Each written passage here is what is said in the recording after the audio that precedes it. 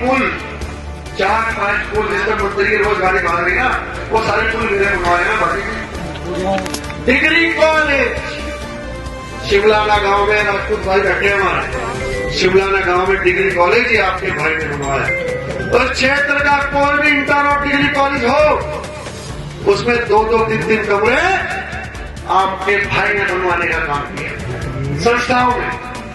आपका भाई हो गया ना, तो आपका भाई आपके लिए जान लड़ा देगा। डरने की जरूरत नहीं है, धमकी आने की जरूरत नहीं है, बिल्कुल डरना नहीं है। पिछली पीढ़ी की मीटिंग में मैंने कहा था, अरे डरने की जरूरत नहीं है, डर तो वो खुद ही रहा। अरे डर तो तुमने डरा दिया उसका, और अभी तो 1.25 साल है, क्षेत्र छोड़ के बाहर जाएंगे, मुझे ऐसा उम्मीद है। आप लोगों को उम्मीद है गाँव के क्षेत्र से? अक्सर समाज जो हमारे नेता ना पीढ़ियां करना लोग कहते हैं कि विधायक जल्दी घरों निकल आज चुनाव हो जाए, अखिलेश यादव जी पूर्ण बहुमत से सरकार आएगी। आएगी कि नहीं आएगी ये बताओ? लोग तैयार बैठे हैं, पार्टी जी, सांसद जी, अब के सरकार आएगी। हमारे लोकप्रिय नेता, हमारे दिलों की। देवबंद विधानसभा के गांव मृगपुर में आयोजित सपा की पीड़ीय पंचायत में पूर्व विधायक मनोज चौधरी ने प्रदेश सरकार और स्थानीय विधायक ब्रजेश सिंह पर जमकर निशाना साधा। मनोज चौधरी ने आरोप लगाते हुए कहा कि ब्रजेश सिंह ने अपने 8 साल के कार्यकाल में देवबंद में एक भी बड़ा विकास कार्य नहीं कराया है। उन्होंने सरकार पर तीखा हमला बोलते हुए कहा कि भाजपा गांव-गांव में लोगों को धर्म और जाति के नाम पर बांटने का काम कर रही है। पूर्व विधायक ने यह भी दावा किया कि अब तक करीब 2000 लोगों पर फर्जी मुकदमे दर्ज किए जा चुके हैं, लेकिन सहारनपुर की जनता डरने वाली नहीं है।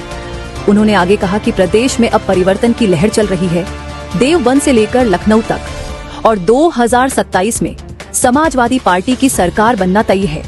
उन्होंने आश्वासन दिया कि आने वाले वक्त में किसानों और नौजवानों को उनका हक और अधिकार जरूर मिलेगा। साथ पूर्व विधायक मनोज चौधरी हैं, पीडीएस आपने आयोजित किया। लगातार देवबंद की अगर मैं बात करूं तो सिरदर्द आप भाजपा के लिए लगातार खड़ा कर रहे हैं। पगड़ी आपने आज पहनी है, गुज्जर समाज ने भेंट की है, तो 2027 तक ये पगड़ी कहां तक आपको पहुंचा रही है बताइए? देखिए, तो ये हमारे 36 जात का प्यार है। ये केवल एक जाति का प्रोग्राम नहीं है, ये यहाँ पे सर समाज के प्रोग्राम है, और सर समाज ने पगड़ी बांधी है। जब सर समाज पगड़ी बांधता है ना, तो उसकी बात ये अलग होता है, और ये तन मन धन के साथ मेरे साथ खड़े। 2007 में आप विधायक थे बसपा से, अब समाजवादी से आप तैयारी में हैं।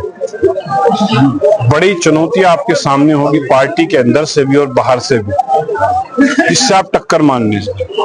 देखिए, इज्जत जिल्लत तो ऊपर वाले ने देनी है।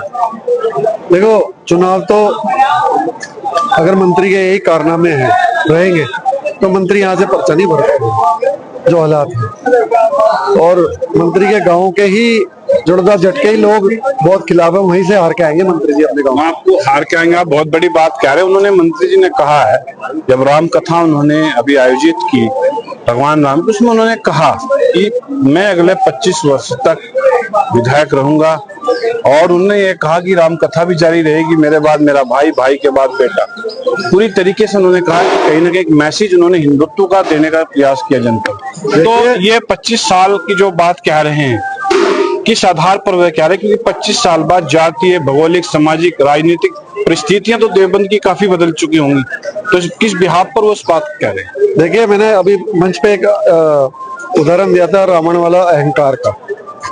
ठीक है, रावण भी कहता था कि मैं आजीवन अमर रहूंगा। गलती की ना, मंत्री जी ने तो कई हजार गलतियां कर रखी है, और वो तो बेचारे मुंगेरी लाल के हसीन सपने हैं। देख लें दो, 1 आध साल, 25 साल के, वो तो पता चल जाएगा 2027 में क्या हाल होगा। भगवान राम के वंशज बताते, भगवान राम ने तो सब समाज को साथ लेकर चले थे, हर आदमी के लिए वो लड़े थे। क्या वो, देखिए, भगवान राम का तो हम भी मानते हैं, हमारे दिल में भगवान राम है, शिव है, शंकर है, हनुमान जी है, रोज सुबह शाम हम पूजा पाठ करते हैं। तो भगवान क्या मंत्री के ही हैं अकेले के? भगवान तो हमारे भी हैं, श्रद्धा तो हमें भी है, हम भी नतमस्तक रोज होते हैं। तो अहंकारी है, अहंकार हो गया, कोई बात नहीं, चिंता ना करो, हमें काम करने दो।